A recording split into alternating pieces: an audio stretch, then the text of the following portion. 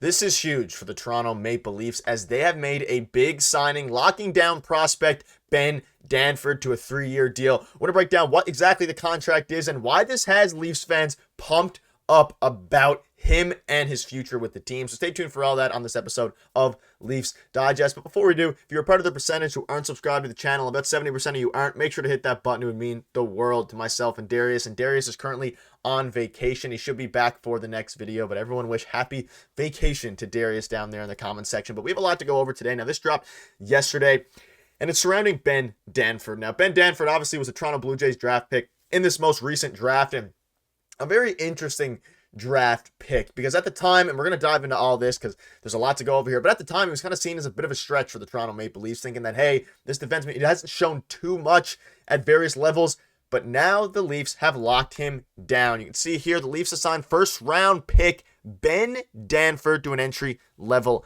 contract. Now, we all assume this was going to get done, but it's always good to actually see it get locked in for the Toronto Maple Leafs and see them really, just lock it down because, anything can happen with these prospects. But you can see here, this is from Banksy, and the sentiment around the NHL was that, again, depending on who you ask, some draft analysts, and we rewind back to when we were covering the draft at the time, obviously he was their first-round pick. We were thinking, maybe this is a bit of a stretch, but at the same time, the Toronto Maple Leafs desperately need some young defensemen, some shot-blocking defensemen, some guys who can really solidify in the top four for the Toronto Maple Leafs blue line going forward. Obviously, they have Chris Tanev, they have OEL for the next couple of seasons when they're trying to really compete and make a push for the Stanley Cup. But beyond that, there aren't too many prospects that they have in the pipeline ready for, the NHL level. And Ben Danford could end up being one of those guys. You can see Banks said, how do we draft one of, if not the best right-handed shot defender prospect in the world? Sources said he plays like Drew Doughty with the poise of Pietrangelo, potential to become future captain of the Leafs and win the franchise's first Norris Trophy. Now,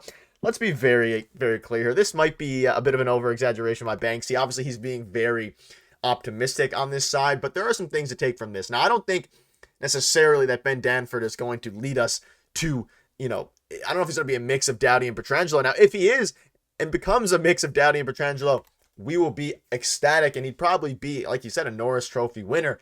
But at the same time, I want to temper expectations a bit here for him. But if you want to look at the exact details of the contract, year one, $862 with a $95,000 signing bonus, and his AAV is $964,000 over those 3 years. So a pretty standard, solid contract for Ben Danford, and it is good that they got it done. But again, this signing kind of signifies a bit of a new leaf here in Toronto Maple Leafs hockey. Now, again, like I mentioned, they signed some veterans. They're going forward over the next couple of seasons. But by signing a guy who was seen like a bit of a stretch at the time when Wes Clark was actually the one who drafted him. He obviously moved on to Pittsburgh now, but Wes Clark was the guy who drafted this player. You have to have a little bit of faith in Wes Clark. He drafted Easton Cowan. He drafted Fraser Minton.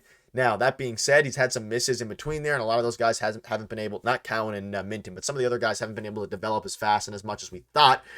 But obviously, Wes Clark is gone now, but you have to have some faith in this draft pick. And Wes Clark, who is pretty known as a very good drafter at the very least, had some very good things to say about Ben Danford at times, that he believes in the player, believes in the fit going forward. And I think ultimately Ben Danford is going to be a very good NHL player because you're drafting a right-handed shot defenseman. Those are very hard to come by. When you're looking at the free agency market, you're looking at trades, especially for the next couple of years going forward for the Maple Leafs. We've seen firsthand at last year's trade deadline how expensive good right-hand shot defensemen are, how difficult right-hand shot defensemen are to actually get in a trade, in signing. Like right-handed shot defensemen are very, very difficult to find, and that's because most of them that are decent and are good, they're on their teams, and teams are not going to move them unless it's for an absolute haul. Now, we got a couple in the offseason, obviously very good, but now we have a guy who is an elite shot blocker, who is a very good defender. The only issue is, will he be able, and the only question as to whether he's going to be an elite NHLer, a decent, starter, top 4, top 6, whatever it is, or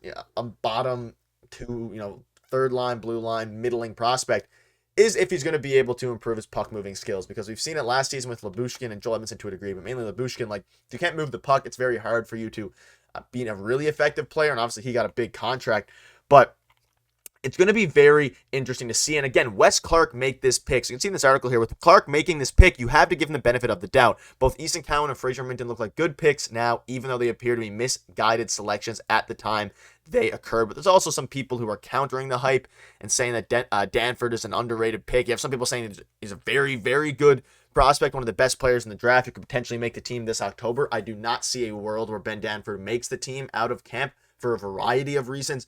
The main one is because they're obviously trying to win in the next couple of seasons. They have a pretty decent blue line right now. They have Tanev, they have OEL, they have Riley, Benoit, and a couple of the other guys as well that can. At the end of the day, Ben Danford's not going to slide in unless he really, really, really shows out and they want to take that spot away from some of the bottom two defensemen there.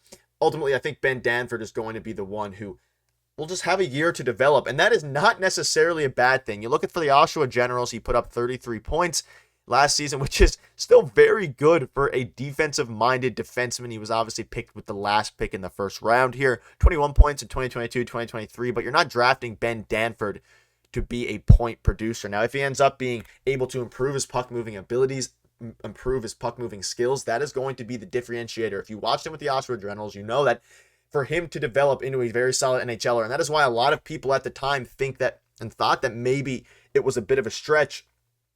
It's because he hasn't shown the ability yet at the level that he was playing at to move the puck at a level that will translate to the NHL. That being said, he still could easily do that. He's only 18 years old. He's super young, and he has tons of room to develop. And there was a write-up done on him. You can feel free to pause and read this if you want. But I think at the end of the day, this kind of ranking here, I don't fully agree with it, but it makes some sense. They have a ceiling as an elite second pair or to complementary first pair defenseman, and the floor is a bottom pair defenseman. And the reason that his floor is a bottom pair defenseman is because of his physicality, his ability to really shot block. But the biggest weakness for him is his offensive refinement. Now, whether that's moving the puck, whether that's his shot, all those things, just being able to play within the flow of the game on the offensive side of things is going to be the difference between him being a serviceable NHLer and maybe a top pairing and top line defenseman for the Toronto Maple Leafs at the NHL level. That is ultimately what the difference is going to be. But at the end of the day, you have to be fired up if you're the Toronto Maple Leafs here.